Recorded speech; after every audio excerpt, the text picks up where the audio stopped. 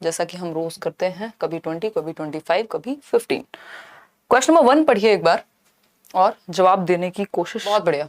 Question number 1 is which of the following principles suggests that different body parts develop at different rates at various stages of development? यानी कि निम्न में से कौन सा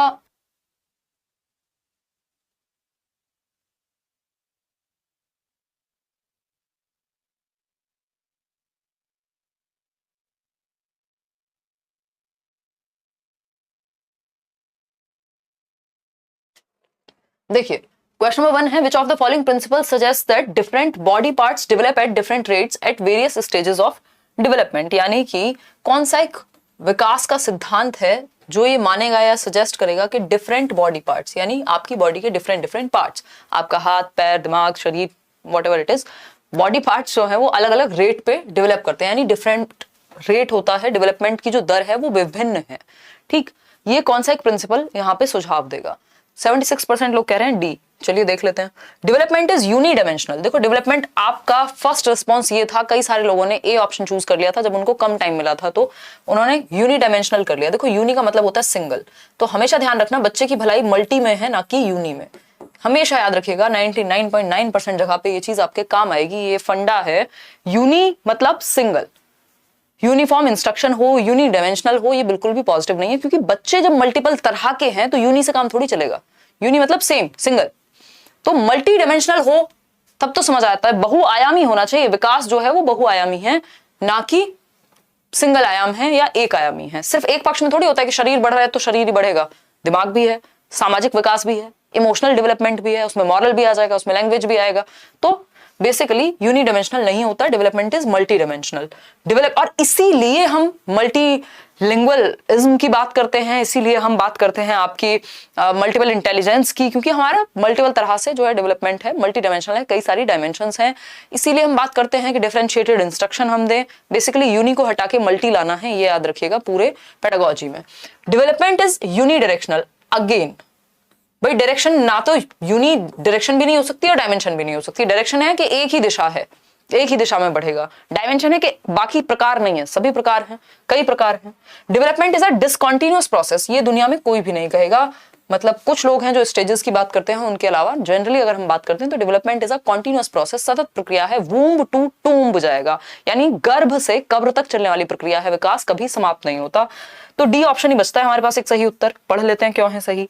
direction of development is proximo distal, यानी जो विकास की दिशा है वो प्रॉक्सिमो डिस्टल है, सेंटर टू आउटवर्ड जाती है, केंद्र से पेरिफेरी यानी सीमाओं की ओर जाती है। कि बच्चा पहले आप हाथ में कोई कैच भी लेंगे तो पूरे हाथों का इस्तेमाल कर रहे हैं, बाद में पेन भी पकड़ेगा तो पूरे हाथों से पकड़ेगा, धीरे धीरे क्या होगा, इस 2 फिंगर से भी वो उठाना शुरू कर देगा। दैट मींस जो डायरेक्शन है वो प्रॉक्सिमो डिस्टल है। और सेफेलोकॉर्डल भी, सेफेलोकॉर्डल क्या, सर से पैर तक जाएगा विकास, हेड टू टो जाएगा। ठीक है, एक बच्चा पहले अपना सर संभालना शुरू करता है, फिर गर्दन, फिर बाकी के बॉडी पार्ट्स, और फिर खड़ा होना शुरू करेगा, तो सर से पैर तक जाता है।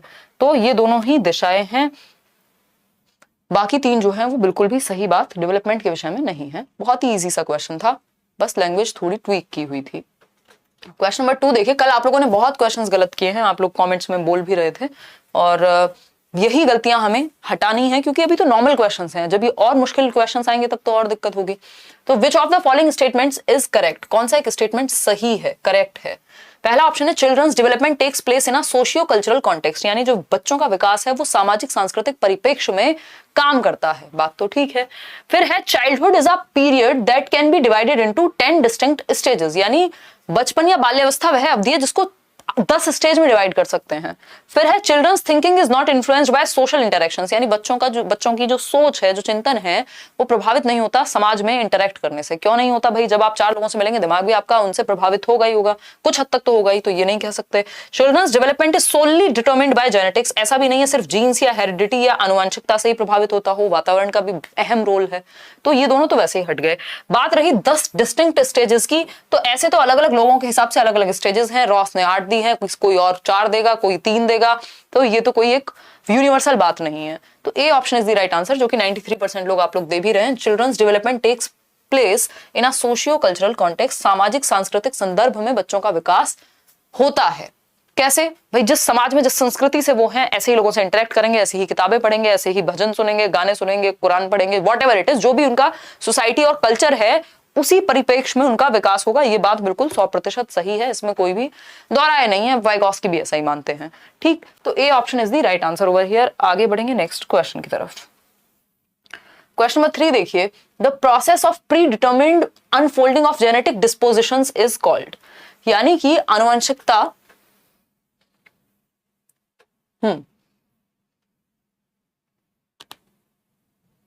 देखिए, अगर हम बात करते हैं, क्वेश्चन कहता है the process of predetermined unfolding of genetic dispositions, यानी कि आनुवंशिक विन्यास से पूर्व निर्धारित रूप से प्रकट होने की प्रक्रिया क्या कहलाती है। यानी बिकॉज ऑफ जेनेटिक्स, जो पहले से ही निर्धारित हैं कुछ कैरेक्टरिस्टिक्स, वो टाइम के साथ जब सामने आते हैं तो उसको क्या कहते हैं। पता नहीं कितनी बार हमने डिस्कस किया ये चीज कि जब टाइम के साथ अनफोल्ड होने वाले कैरेक्टरिस्टिक्स को मैच्योरिटी कहते हैं, परिपक्वता कहते हैं। हाथ पैर आपके जन्म से थे, बट वो चलना फिरना दौड़ना कब शुरू किया उन्होंने जब मैच्योरिटी आई, जब परिपक्वता आई। और ये परिपक्वता या मैच्योरिटी हाईली रिलेटेड होती है हेरिडिटी से, ये भी हम डिस्कस कर चुके हैं, है ना, कि किससे आनुवंशिकता से प्रभावित होती है। जो मैच्योरिटी है, मैच्योरिटी का मतलब ये नहीं है कि 4 किताब पढ़ के आ गई, उसका भी प्रभाव पड़ सकता है, बट इस पे ट्रेनिंग का ऐसा बहुत ज्यादा फर्क पड़ता नहीं है। टाइम के साथ अनफोल्ड होने वाले जेनेटिक कैरेक्टरिस्टिक्स को हम मैच्योरिटी कहते हैं। जैसे फॉर एग्जाम्पल आपका जो रिप्रोडक्टिव ऑर्गन्स का एक्टिव होना प्यूबर्टी में, वो क्या है, मैच्योरिटी की वजह से हुए, एज के साथ आया है। ठीक है, और हमारे अंदर हमारे जेनेटिक कोड में वो था। ठीक है, जेनेटिक कोड में वो हमारे था कि आप दौड़ सकते हैं, भाग सकते हैं, लेकिन जिस दिन पैदा हुए हैं उस दिन दौड़ सकते हैं, भाग सकते हैं, ऐसा नहीं है। वो मैच्योरिटी से आएगा, वो एज के साथ आएगा। हमारी हेरिडिटी में वो कोडेड है, जैसे कंप्यूटर में प्रोग्राम कोडेड है, उसी तरह से हमारे जेनेटिक्स में कोडेड है वो चीज कि हम ये कर सकते हैं, बट टाइम के साथ अनफोल्ड होगा। आप देखते हैं बच्चा चलना शुरू कर दिया, फिर दौड़ना शुरू कर दिया, भागना शुरू कर दिया, है ना, उसका fine motor skills, gross motor skills, pen पकड़ता है तो अच्छे से ड्रॉ करना शुरू कर दिया, क्योंकि अब मैच्योरिटी आ गई है उंगलियों में भी। तो अडेप्टेशन, लर्निंग, सोशलाइजेशन इसको नहीं कहते। लर्निंग बेसिकली एफर्ट और प्रैक्टिस से आती है। D option is the right answer over here. आगे बढ़ेंगे नेक्स्ट क्वेश्चन पे। क्वेश्चन नंबर है 4। देखिएगा एक बार क्वेश्चन नंबर 4 को। Dash is a primary and dash is a secondary agent of socialisation, यानी कौन सा एक प्राथमिक कारक है सामाजिकरण का और कौन सा एक सेकेंडरी है। बताइए। प्राइमरी के नाम पे आपको सिंपल पता है, परिवार परिवार परिवार। Any day family is a primary agent of socialisation, है ना। हम सभी ये बात बहुत ही बेहतर तरीके से जानते हैं। किसी को भी दिक्कत हो रही हो तो बता देना। ये विक्की कौशल का ऐड आ रहा है मेरे सामने, मैं अपनी वीडियो देख रही हूँ, तो खैर आ जाओ फटाफट से बताओ। फोर्थ का ए, ज्यादातर लोगों की नजर में फोर्थ का ए इज द राइट आंसर। मतलब family is a primary, family यानी परिवार is a primary and school is a secondary agent. School क्या होगा, सेकेंडरी होगा।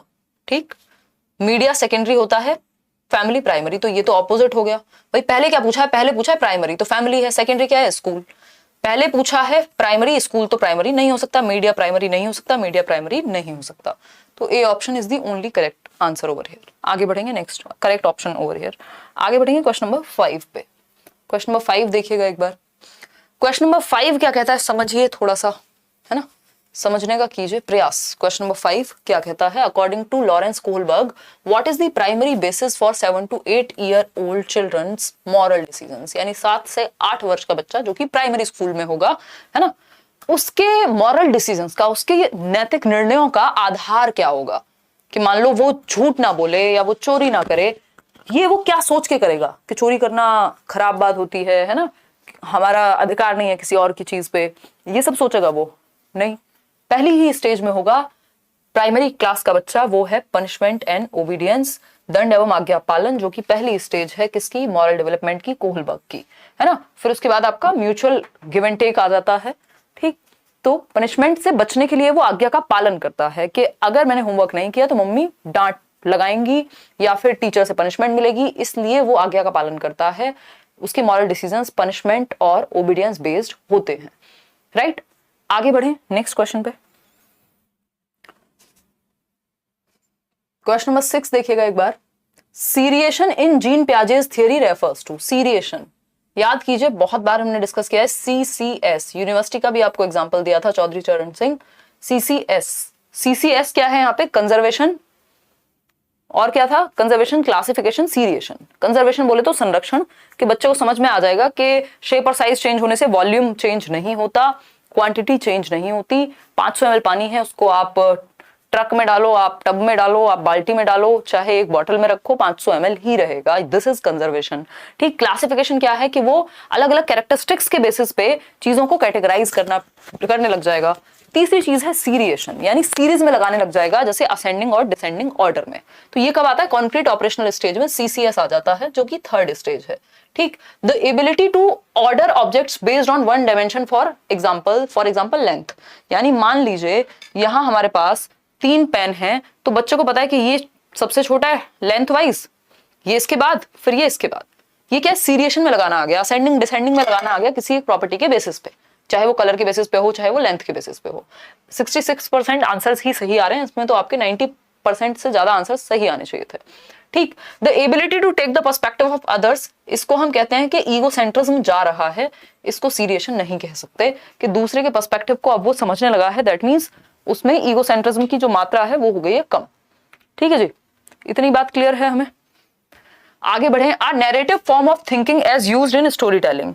स्टोरी टेलिंग का यहां दूर दूर तक भी कोई संबंध नहीं है। The ability to spatially map places like one's school, ऐसा भी ये नहीं है, कोई मैपिंग की स्किल तो यहां आ नहीं रही है। तो सिंपल है, the ability to order objects based on one dimension, for example length. वस्तुओं को किसी एक आयाम जैसे लंबाई पर आधारित क्रम देना, है ना, असेंडिंग या डिसेंडिंग में लगाना, आसान भाषा में। आगे बढ़ेंगे। क्वेश्चन नंबर 7 देखिएगा। क्वेश्चन नंबर 7 देखिए। Nasima, a 5-year-old, is certain that rolling out a ball of clay into a snake creates more clay. यानी एक 5 साल की बच्ची है जिसका नाम है नसीमा। ठीक। उसको ऐसा लगता है, वो ऐसा मानती है, rolling out a ball of clay, यानी चिकनी मिट्टी के गोले को, जो वो क्ले नहीं होता जिससे बच्चे कोई भी शेप बनाते रहते हैं, है ना, उसको दबाकर लंबा कर देने से, उस बॉल ऑफ क्ले को ऐसे लंबा कर देने से वो क्ले की जो मात्रा है वो बढ़ जाती है। यानी अभी क्ले जो है वो इतना है, मान लीजिए एक गोले के शेप में, एक सर्कल के शेप में, और उसको अगर शेप देकर के लंबा बना दिया, दैट मींस उसकी मात्रा बढ़ गई, है ना, वो बड़ा हो गया। अकॉर्डिंग टू जीन पियाजे, what is the reasoning behind her thinking. Jean पियाजे के अनुसार ऐसा सोचना कि मात्रा बढ़ गई, ये जो क्ले इतनी थी उसको सांप के रूप में परिवर्तित कर दिया तो वो ज्यादा बन गई क्ले, मतलब ये कम है, और इसको जब फैला दिया गया तो ये ज्यादा बन गई। क्या है ये? एनिमिस्टिक थिंकिंग है, सेंट्रेशन है, हाइपोथेटिक डिडक्टिव रीजनिंग है, ट्रांजिटिव इन्फेरेंस है। अब जिन्होंने रट्टे लगाए हैं वो सीधा सीधा आंसर कह रहे हैं कि ये है एनिमिस्टिक थिंकिंग। बच्चे ने ये नहीं कहा कि जो स्नेक है वो रियल बन गया, है ना, जो क्ले का स्नेक है वो रियल है, ये नहीं कहा उसने कहीं भी। एनिमिस्टिक थिंकिंग होती है जीववाद, जब आप निर्जीव चीज को भी सजीव समझते हैं, कि इस बोर्ड से अगर मुझे चोट लग जाए तो मैं भी इसको 2 थप्पड़ लगाऊं। और वो जो चींटी मर गई वाला एग्जांपल हम यूज करते थे कि बच्चा धूल में गिर जाता था बचपन में, तो माँ बाप कहते हैं अरे मतलब कोई बात नहीं, चींटी मर गई होंगी। या फिर टेबल से चोट लग गई तो उस टेबल को 2 बार थप्पड़ लगा दिया तो बच्चे को लगता है हाँ इसे भी चोट लगी होगी, मतलब वो निर्जीव चीज को भी सजीव समझेगा। ये है एनिमिस्टिक थिंकिंग। यहाँ ऐसा नहीं हुआ, बच्चे ने ये नहीं कहा कि सांप रियल है, स्नेक जो है वो रियल है। This is centration, pure centration, केंद्रीयता कहते हैं इसको। B option is the only right answer. सबने गलत आंसर दिया, सिर्फ 13% लोग सही दे रहे थे, अभी 19 हो गया बढ़ करके। हाइपोथेटिको डिडक्टिव रीजनिंग तो 11 साल के बाद आएगी, उसमें एब्स्ट्रैक्ट थॉट लगेगा, कहीं एब्स्ट्रैक्ट लिखा होगा आपके लिए, है ना। ट्रांजिटिव इन्फेरेंस होता है कि ए बड़ा है बी से, बी बड़ा है सी से, तो ए इज टॉलेस्ट या टॉलर देन बी एंड सी, या ए इज टॉलेस्ट। ठीक, तो ऐसी गड़बड़ नहीं करनी। इतना बेसिक अगर हम आंसर गलत करेंगे तो कैसे चलेगा, ऐसे कैसे चलेगा दीदी और भैयाओ, बताओ एक बार। ठीक है। सेंट्रेशन, डिसेंट्रेशन क्या है? जब उसको ये समझ में आ जाए कि ये क्ले इतनी ही रहेगी, चाहे मैं इसे सांप बनाऊं, तूफान बना दूं, कुछ और बना दूं, ट्रक बना दूं, कोई फर्क नहीं पड़ता, मात्रा उतनी ही रहेगी। सेंट्रेशन की वजह से ही कंजर्वेशन नहीं आ पाता है, क्योंकि सारा ध्यान बच्चे का एक प्रॉपर्टी पे ही है किसी चीज की। अगर लंबाई पे ध्यान है तो लंबाई पे ही है, वो ये नहीं देख पा रहा कि मात्रा तो उतनी ही है। Lev Vygotsky offered a theory of cognitive development along the principle of, यानी Vygotsky ने संज्ञानात्मक विकास का सिद्धांत दिया, किस एक सिद्धांत के आधार पे या किस एक अप्रोच के बेसिस पे। Social constructivism, behaviourism, psycho analysis या यूनिवर्सलिज्म? बताइए, सिंपल आंसर क्या है इसका? सोशल कंस्ट्रक्टिविज्म, सामाजिक रचनावाद। क्योंकि वाइगॉस्की क्या है? सोशल कंस्ट्रक्टिविस्ट हैं, सामाजिक रचनावादी हैं, संरचनावादी हैं, जो मानते हैं कि नॉलेज को एक्टिवली समाज और संस्कृति के साथ इंटरेक्ट करके क्या किया जा सकता है? क्रिएट किया जा सकता है, कंस्ट्रक्ट किया जा सकता है। यानी बच्चा अपने समाज संस्कृति से सीखता है, अन्योन्य क्रिया करके, अंतः क्रिया करके। ठीक है जी बात।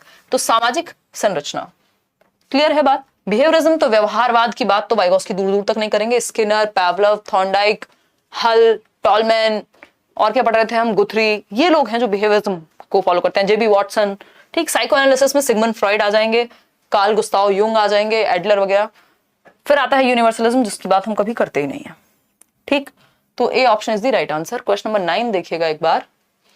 Which of the following is the term used by Lev Vygotsky to describe child's act of speaking to herself? यानी लेव वाइगॉस्की, एक बच्चा जो खुद से ही बातें कर रहा है, बोल बोल करके, खुद से ही कर रहा है बातें बोल बोल करके बच्चा, इसको वाइगॉस्की क्या कहेंगे? खुद से बातें करना, सेल्फ टॉक, है ना। वो गाना याद कर लो, वो विलेन का कौन सा गाना था वो? कोई तो था भाई, एक रात, है ना। वो टोटल प्राइवेट टॉक है ना, टोटल प्राइवेट स्पीच है, सेल्फ टॉक है।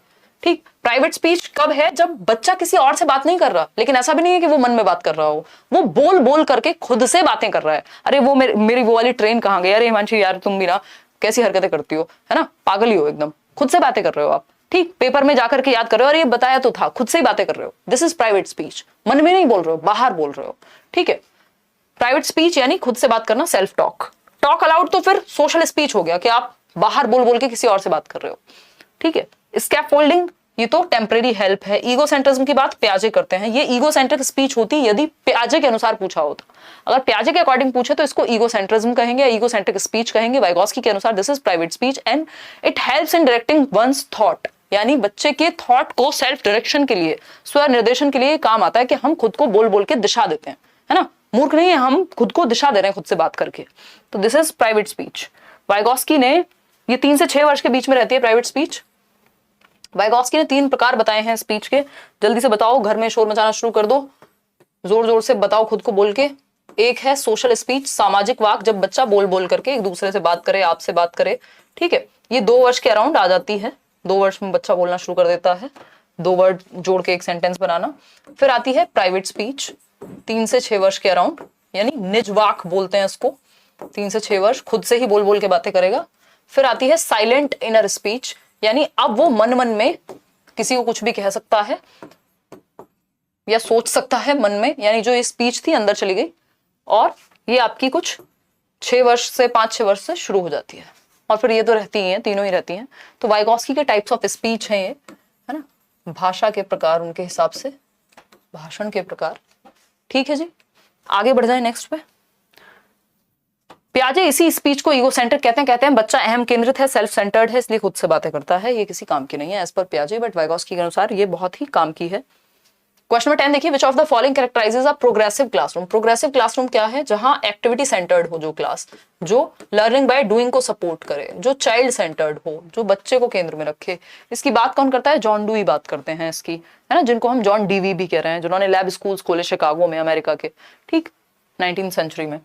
Focus on drill and practice, progressive school. देखो ड्रिल एंड प्रैक्टिस में कितना एक्टिव है बच्चा, बस वो 2 एकम 2 2 दूनी 4 कर रहा है, ABCD मतलब सेम चीज को रिपीट करना ड्रिल एंड प्रैक्टिस है। ये उतना अच्छा नहीं माना जाएगा। एबिलिटी बेस्ड फिक्स्ड सेग्रीगेशन, आप बच्चे की जो एबिलिटी बेस्ड ग्रुपिंग है वो नहीं करना, फिक्स्ड नहीं करना, फ्लेक्सिबल होना चाहिए, है ना। मिक्स्ड ग्रुपिंग होनी चाहिए, अगर हो रही है तो हेट्रोजेनस ग्रुप में डालो उसको, ना कि सेम फिक्स्ड ग्रुप में। कोलैबोरेटिव लर्निंग, बिल्कुल सही बात है कि जहां बच्चे ग्रुप में कोलैब करके, कोऑपरेट करके एक दूसरे से सीख रहे होंगे, एक्टिव है बच्चा, जहां एक्टिव है वही सही उत्तर है। रिवॉर्ड्स एंड पनिशमेंट की बात यहां नहीं होती, तो C option is the right answer. 84% लोग सही जवाब दे रहे हैं। आगे बढ़ेंगे क्वेश्चन नंबर 11 पर। क्वेश्चन नंबर 11 देख लीजिए एक बार। Question number 11 says a child has the ability to understand the intentions and desires of others, यानी एक बच्चे के अंदर वो क्षमता है कि वो दूसरों की इंटेंशन, कोई उससे बात कर रहा है तो उसको समझ में आ रहा है ये इतने प्यार से बात क्यों कर रहा है ना। तो इंटेंशन दूसरों की और डिजायर्स, सामने वाले की क्या इंटेंशन है और उसकी डिजायर क्या है, इच्छा क्या है, ये समझ पाने की जो क्षमता है यदि किसी बच्चे में, तो ये किस प्रकार की बुद्धि है। हार्वर्ड गार्डनर का मल्टीपल इंटेलिजेंस की थियरी है ये, MI बोलते हैं जिसको, बहुबुद्धि का सिद्धांत। गार्डनर ने दिया है 8 प्रकार की बुद्धि की बात हुई है ना, 8 टाइप्स ऑफ इंटेलिजेंस, उसमें से कौन सा प्रकार है ये बुद्धि का, बताइए एक बार। सिर्फ 53% लोग ही सही उत्तर दे पा रहे हैं इतने आसान क्वेश्चन का। एक्चुअली आप लोग ना इंट्रा और इंटर में कंफ्यूज हो जाते हैं, है ना, और अभी भी 43% आंसर्स गलत, इवन 43 क्या 46% आंसर्स गलत, 50% लोग ही मुश्किल से दे पा रहे हैं सही उत्तर इतने आसान क्वेश्चन का।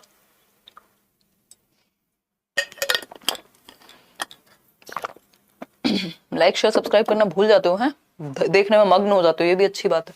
देखो एक बार, एक बच्चे के अंदर क्षमता है कि वो दूसरों की इंटेंशन और उनकी डिजायर, उनसे बात करके वो लोगों को समझ पाता है, दैट मींस इंटरपर्सनल इंटेलिजेंस है, अंतः व्यक्तिक बुद्धि है।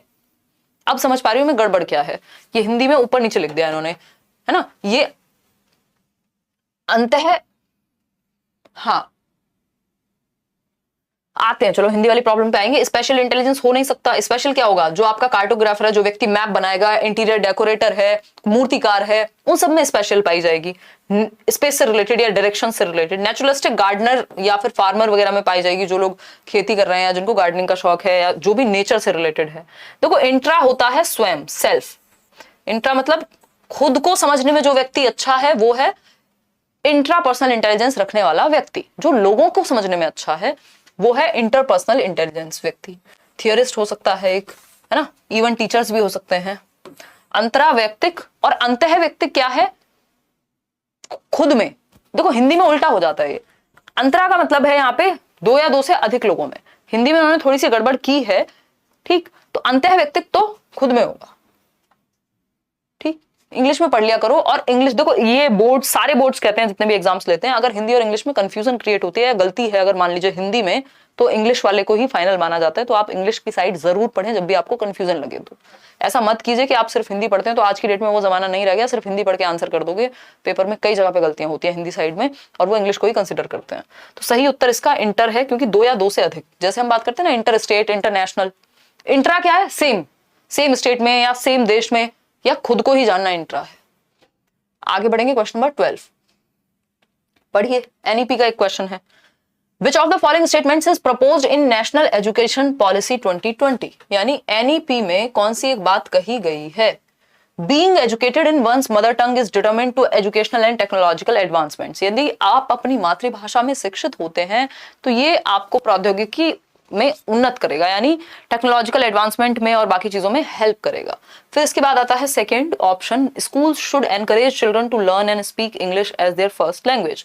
यानी जो स्कूल्स हैं उनको एनकरेज करना चाहिए बच्चों को कि वो इंग्लिश को अपनी पहली भाषा बना लें। ऐसा कैसे पॉसिबल है, फर्स्ट लैंग्वेज या मदर टंग कैसे बना लेंगे, है ना। फिर आती है बात, multilingualism has great cognitive benefits for young students. बात तो ठीक है। बाइलिंगुअल अप्रोच कंफ्यूजेस स्टूडेंट्स, यानी अगर आप 2 भाषाओं का इस्तेमाल करते हैं तो कंफ्यूज हो जाएंगे। नहीं, ये तो अच्छी होती है आपके संज्ञान के लिए, आपके दिमाग के लिए।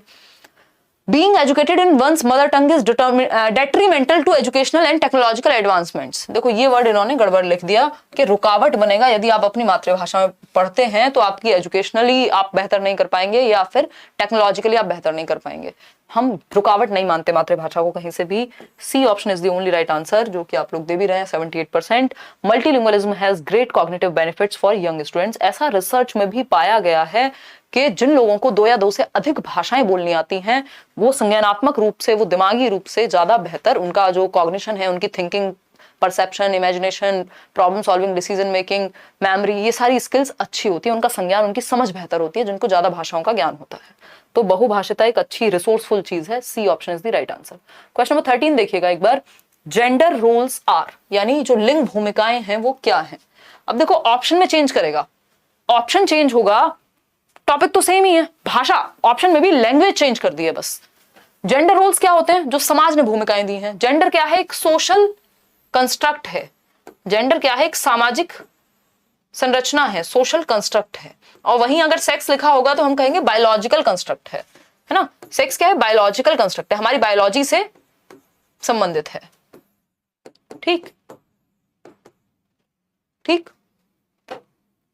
क्लियर है भाई। महिलाएं बच्चों को जन्म दे सकती हैं, ये सेक्सुअल एक रोल हो गया एक तरह से, या बायोलॉजिकल एंटिटी है, ये जैविक आधार है।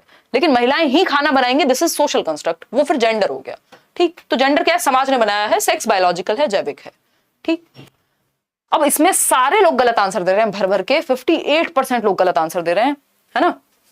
जेनेटिकली डिटरमिन्ड जेंडर थोड़ी होता है, सेक्स होता तो समझ सकते थे हम, ठीक। बायोलॉजिकल सेक्स, ठीक। इनेट बिहेवियर, आंतरिक व्यवहार, जन्मजात व्यवहार, ऐसा तो कुछ नहीं होता जेंडर में, तो सोशली लर्नेड चीज है। कोई भी सही नहीं है, सिर्फ ए ऑप्शन के अलावा लर्नेड बिहेवियर। अब आपको क्या चाहिए था, आपको चाहिए था या तो यहां लिख दो कि ये एक सोशल कंस्ट्रक्ट है, तब तो हम सही कह देंगे। भाषा चेंज हो गई ना, इन्होंने कह दिया लर्नेड बिहेवियर है, लर्नड है यानी सीखा है आपने। कहां से सीखा है, समाज से सीखा है, अपने टीवी में देख के सीखा है कि कपड़े तो है महिलाएं धो रही हैं एड में, ठीक, या खाना तो सिर्फ महिलाएं बना रही हैं, या पुरुष बाहर जा रहे हैं, ठीक। ये सब क्या है, लर्नेड बिहेवियर है। जेंडर रोल्स कि महिलाओं को ऐसे रहना चाहिए और पुरुषों को ऐसे रहना चाहिए, ये आपने सीखा है दुनिया में आके, ये आपकी कोडिंग में नहीं था बायोलॉजिकल, ठीक। तो ये लर्नड बिहेवियर है यानी सोशली कंस्ट्रक्टेड है, एक ही बात होगी इसकी। तो A option is the right answer. Question number 14 पढ़िएगा एक बार। देखिए, the primary goal of continuous and comprehensive evaluation, CCE बोलते हैं इसको, असेसमेंट का आकलन का एक तरीका है, सीबीएसई ने लागू किया था 2009 के अराउंड। कॉन्टिन्यूस एंड कॉम्प्रिहेंसिव मतलब सतत एवं समग्र, सतत एवं व्यापक, यानी एक तो लगातार हम असेसमेंट करते रहें बच्चों का, दूसरा कॉम्प्रिहेंसिवली करें, हर पक्ष में करें, करिकुलर प्लस को करिकुलर एक्टिविटीज, यानी सिर्फ पेन पेपर टेस्ट ना ले, हम ये भी देखें वो किस क्षेत्र में अच्छा है, उसको भी वैल्यू कर पाए, ठीक है। तो मतलब होलिस्टिक अप्रोच अपनाएं, सर्वांगीण विकास की हम बात करें, ठीक। तो प्राइमरी गोल क्या था इस चीज का, जो मैंने आपको बता दिया, holistic assessment, to compare students performance with one another, यानी एक दूसरे से कंपेयर करना, ये किसी भी आकलन का उद्देश्य नहीं होना चाहिए। बच्चों को आप खुद से कंपेयर कर सकते हो उसी से, ना कि बाकी के 4 बच्चों से। फिर आता है B option, to assess children's understanding and modify the curriculum and pedagogy for students, यानी बच्चों की समझ का आकलन कर सकें आप और उसके अनुसार अपने पेडागोजी में, पेडागोजी मतलब टीचिंग मेथड्स में, अपने पढ़ाने के तरीके में या करिकुलम में मॉडिफिकेशन ला सकें। हाँ, यही बिल्कुल सही बात है। To assign ranks to students, बच्चे को रैंक करना, फर्स्ट कौन आया सेकंड कौन करना, ये उद्देश्य नहीं होता, प्राइमरी गोल ये नहीं है। टू डिक्लेयर स्टूडेंट्स एज पास और फेल, अगेन लेबल करना बच्चे को, ये भी उद्देश्य नहीं हो सकता किसी भी आकलन का। तो एकमात्र सही उत्तर क्या है, B option, to assess children's understanding and modify the curriculum and pedagogy for students. भाई सिस्टम किसके लिए, बच्चे के लिए, बच्चा सिस्टम के लिए थोड़ी है। तो आप बच्चे को आकलन इसलिए कर रहे हैं कि जो आपने पढ़ाया साल भर या जो भी आप सिखा रहे हैं वो समझ में आ रहा है, नहीं आ रहा, किस हद तक आता है, अगर आता है तो क्या बच्चे की अंडरस्टैंडिंग बन रही है, आपको अपने करिकुलम में क्या चेंज लाने की जरूरत है, अगर जरूरत है तो अपने टीचिंग मेथड्स में क्या परिवर्तन लाना है, अगर बच्चा अच्छा नहीं कर पा रहा तो ये सब चीजों के लिए होगा, फीडबैक के लिए होगा। तो छात्रों की समझ को आंकना और पाठ्यचर्या तथा शिक्षा शास्त्र को इसके अनुसार रूपांतरित करना। आगे बढ़ेंगे क्वेश्चन नंबर 15 पर। तभी तो हम नई नई एजुकेशन पॉलिसीज ला रहे हैं और 70 चीजें, डॉक्यूमेंट्स आ रहे हैं, क्यों, क्योंकि बच्चे के हित में होनी चाहिए चीजें, है ना। देखिए एक बार क्वेश्चन नंबर 15 और 5 क्वेश्चंस हैं जिनको हम डिस्कस करेंगे। 4200 लोग देख रहे हैं, सिर्फ 2500 लोगों ने लाइक किया है, यहाँ बिना लाइक किए कोई नहीं जाएगा, है ना। हम यहाँ बोलाएंगे, अथॉरिटेरियन बनेंगे हम यहाँ पे, है ना, हमारी चलेगी। देखिए, before deciding an assessment method for her class what all should the teacher keep in mind, यानी आपको असेसमेंट का मेथड कि किस तरह से आकलन करना है, बच्चों से पेन पेपर टेस्ट लेना है, बच्चों से ओरल टेस्ट लेना है, बच्चों से कोई एक्टिविटी करा के उनको जांचना है, कौन सा एक तरीका आप अपनाएंगे आकलन का, ये डिसाइड करने से पहले टीचर को क्या दिमाग में रखना चाहिए। पहला ऑप्शन है who is going to use the results beside me, यानी टीचर को ये सोचना चाहिए कि ये जो रिजल्ट्स आएंगे इनको कल को गवर्नमेंट यूज कर सकती है, स्कूल वाले यूज कर सकते हैं, या कौन यूज करेगा, किस उद्देश्य के लिए ये रिजल्ट्स यूज किए जाएंगे कल को। बात तो ठीक है भाई, उसी पर्पस से फिर डिजाइन किया जाएगा ना जो आपका आकलन का प्रोसेस है पूरा। What is the best way to find out learning curves of individual students, यानी बेस्ट तरीका क्या है कि बच्चे के लर्निंग कर्व को, लर्निंग कर्व क्या है, कितने समय में कितना सीखता है, कितनी तेजी से सीखता है, ये देखना। लर्निंग कर्व्स दिए किसने थे, हरमन एबिंगहॉस ने, ठीक। फिर है third option, which method would help me to reflect on my pedagogy, बिल्कुल सही बात है कि कौन सा मेथड मैं आकलन का यूज करूं जिससे मैं अपनी पेडागोजी में, पेडागोजी बोले तो वे ऑफ टीचिंग, आपकी आर्ट ऑफ टीचिंग, आपके वेज ऑफ टीचिंग, कि आप पढ़ाएं, साइंस ऑफ टीचिंग अगर मैं कहूं कि आपके पेडागोजिकल मेथड में क्या परिवर्तन की जरूरत है, इसके लिए आप रिफ्लेक्ट कर पाएंगे, आप प्रकाश डाल पाएंगे जिस मेथड से, वो तरीका अपना पाएं ताकि आपको भी फीडबैक मिले इंप्रूवमेंट के लिए। फिर आता है fourth option, which method would help to label and segregate students.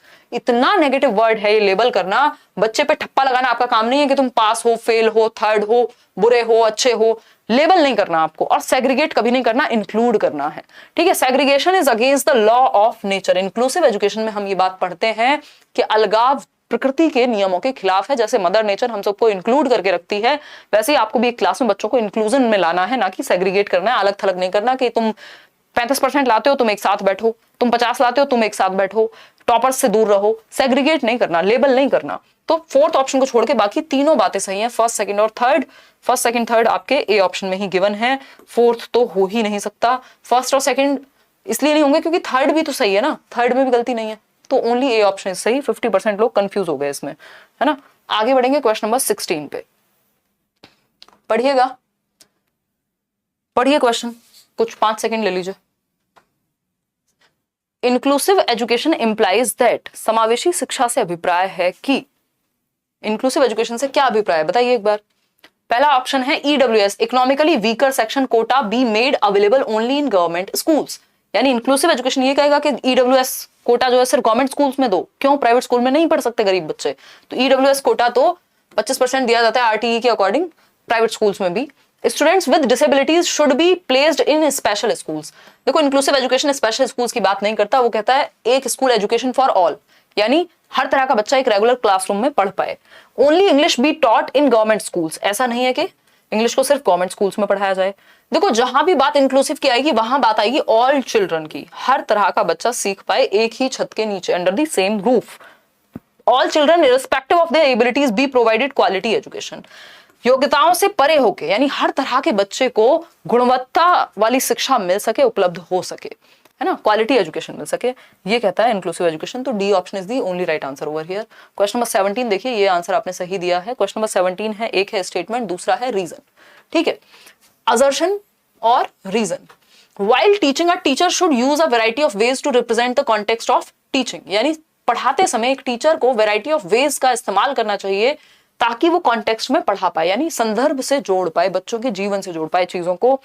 B option है, रीजन क्या है इस बात का, क्यों करना चाहिए वैरायटी ऑफ वेज का इस्तेमाल या अलग अलग तरीकों से क्यों पढ़ाना चाहिए, उसका रीजन सिंपल है, यहाँ पे given, teachers need to adapt their pedagogy to suit the diverse needs of learners, क्योंकि टीचर्स को अपने मेथड्स में अडेप्शन की जरूरत होती है, अडेप्टेशन की जरूरत होती है, क्योंकि विभिन्न तरह के बच्चों की नीड्स को फुलफिल करना होता है, इसलिए वैरायटी ऑफ वेज का इस्तेमाल करना चाहिए। दोनों ही बातें सही हैं, ये स्टेटमेंट भी सही है, इसका रीजन भी सही है।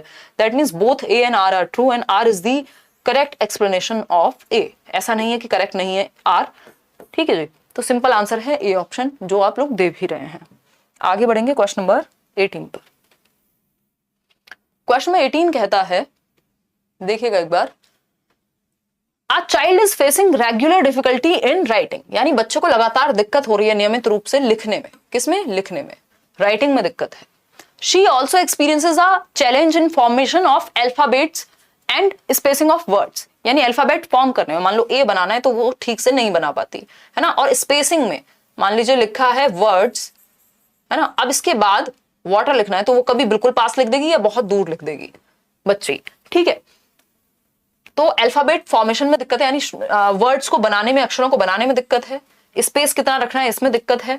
These characteristics hints towards which of the following learning disability, बच्चे में एक लर्निंग डिसेबिलिटी है, लेखन संबंधी विकार कहते हैं इसको, क्या, डिस्ग्राफिया। ग्राफ से याद रखना, ग्राफ किससे बनाओगे, हाथ से बनाओगे, तो डिस्ग्राफिया है बच्चे को। डिसलेक्सिया होता है रीडिंग डिसऑर्डर, डिसलेक्सिया क्या है, रीडिंग डिसऑर्डर, ठीक है। अगर यहाँ डिस्ग्राफिया नहीं होता तो रीडिंग एंड राइटिंग डिसऑर्डर कई बार कह देते हैं डिसलेक्सिया को, बट मेनली डिसलेक्सिया क्या है, एक रीडिंग डिसऑर्डर है। डिसकैलकुलिया कैलकुलेशन संबंधी होता है, ठीक है, यहाँ मैथ्स में होगी ये प्रॉब्लम कैलकुलेशन में, तब तो वो डिसकैलकुलिया होगा। Attention deficit hyper activity disorder ADHD तब होगा जब बच्चा एक जगह टिक के बैठ ना पाए, अटेंशन के लिए इधर उधर कूदता फिरे, ठीक। तो ये सब खराब आलेख वैकल्य यानी लेखन संबंधी विकार है, डिस्ग्राफिया है, रेगुलर बेसिस पे लिखने में होती है समस्या। लास्ट 2 क्वेश्चंस हैं आपके सामने, अब चलते हैं आगे।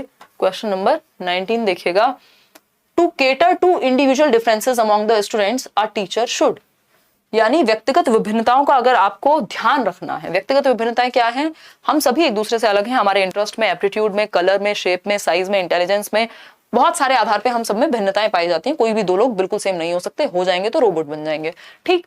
तो अगर हम बात करें इंडिविजुअल डिफरेंसेस, यानी अलग अलग तरह के बच्चों को अगर केटर करना है टीचर को, तो क्या करना चाहिए। पहला ऑप्शन है use standardised instructional methods and uniform ways of assessment, यानी स्टैंडर्डाइज्ड इंस्ट्रक्शनल मेथड्स का प्रयोग करना चाहिए या यूनिफॉर्म वेज का। कल भी बताया था यूनिफॉर्म और स्टैंडर्डाइज तरीका हर बच्चे पे काम नहीं करता, सबके लिए एक जैसा नहीं चलेगा काम। यहाँ पे डिफरेंशिएटेड इंस्ट्रक्शन काम करती है। ठीक, फिर आती है बात आपकी आज शाम वाली क्लास में भी बताया था इंडिविजुअल डिफरेंसेस में, use a variety of pedagogical approaches and mean of assessment, यानी डिफरेंट डिफरेंट तरीके आप अपनाएंगे पढ़ाने के और असेसमेंट के भी। ये बात तो सही है, डिफरेंट तरीके दैट मींस वैरायटी ऑफ तरीके का मतलब है कि इंडिविजुअल डिफरेंसेस को आप केटर कर पाएंगे, सिंपल बात। आगे बढ़ेंगे, next option use uniform pedagogy. Uniform again सबके लिए सेम नहीं चलेगा, इंडिविजुअल डिफरेंसेस का ध्यान रखना है। Increase the number of paper pencil test. Paper pencil test से हर प्रकार का बच्चा केटर नहीं हो पाता, कुछ बच्चे होंगे जो बहुत अच्छा दे देते होंगे लिख करके, कुछ ऐसे होंगे जिनको बाकी तरीकों से आप वैरायटी ऑफ वेज से असेस करेंगे तो वो अच्छा समझ पाते हैं या अच्छा आकलन उनका हो पाएगा। तो B option is the right answer, क्योंकि हर बच्चा सिर्फ पेपर पेंसिल पे नहीं सीखेगा, कुछ लोग होंगे जो देख के अच्छा सीखते होंगे, कुछ सुन के अच्छा सीखते होंगे। आज के लिए last question, which of the following is an essential characteristic of creativity, यानी रचनात्मकता की मूल विशेषता या कैरेक्टरिस्टिक, यानी क्रिएटिविटी यदि कहीं है तो उसकी मुख्य विशेषता या मुख्य रूप में कैसे पहचानेंगे आप कि कोई क्रिएटिव है। डाइवर्जेंट थिंकिंग होगी, इंपल्सिवनेस होगी, सेंट्रेशन इन थॉट होगी या कन्वर्जेंट थिंकिंग होगी। कन्वर्जेंट थिंकिंग कभी भी क्रिएटिविटी से नहीं जुड़ी होती, कन्वर्जेंट थिंकिंग जुड़ी होती है इंटेलिजेंस से। ऐसा कौन कहता है? जॉय पॉल गिलफर्ड कहते हैं, जेपी गिलफर्ड जिनको हम कहते हैं। ठीक है, इंटेलिजेंस से जुड़ी है, ना कि भाई ये एक क्वेश्चन है आपके सामने, 4 ऑप्शंस में से एक सही चूज करना है। बुद्धि का प्रयोग किया, क्रिएटिविटी थोड़ी लगी है कुछ, कन्वर्जेंट थिंकिंग लगी है। मल्टीपल दिशाओं से एक जगह पे आना, 4 ऑप्शंस में से एक ऑप्शन चूज करना, this is convergent thinking. सेंट्रेशन in thought, सेंट्रेशन in thought क्या है? एक ही, जैसे वो था ना सांप वाला एग्जांपल, कि बच्चे ने सांप बना दिया, उसको लग रहा है कि अब लेंथ बढ़ गई इसकी, मतलब सारा फोकस एक चीज पे, बाकी एस्पेक्ट सोच ही नहीं पाओगे, तो नया कहां से सोचोगे अगर सिर्फ एक ही चीज पे ध्यान है तो। ठीक है, इंपल्सिवनेस यानी वो आवेगशील है, बह जाता है हर टाइम। ठीक, divergent thinking is the only right answer, यानी दिशाओं में सोचना, मल्टीपल वेज में सोचना, ओपन एंडेड थॉट। जब दिशाओं में सोचेगा बच्चा, अलग अलग दिशाओं में मल्टीपल तरीके से सोचेगा, तो क्या होगा? कुछ नया निकल के आएगा, क्रिएटिव थिंकिंग आएगी उसके अंदर, नोवेल आएगा, कुछ ओरिजिनल आइडियाज आएंगे। ठीक है, क्रिएटिविटी के 4 कैरेक्टरिस्टिक्स होते हैं, FFOE, फ्लुएंसी, फ्लेक्सिबिलिटी और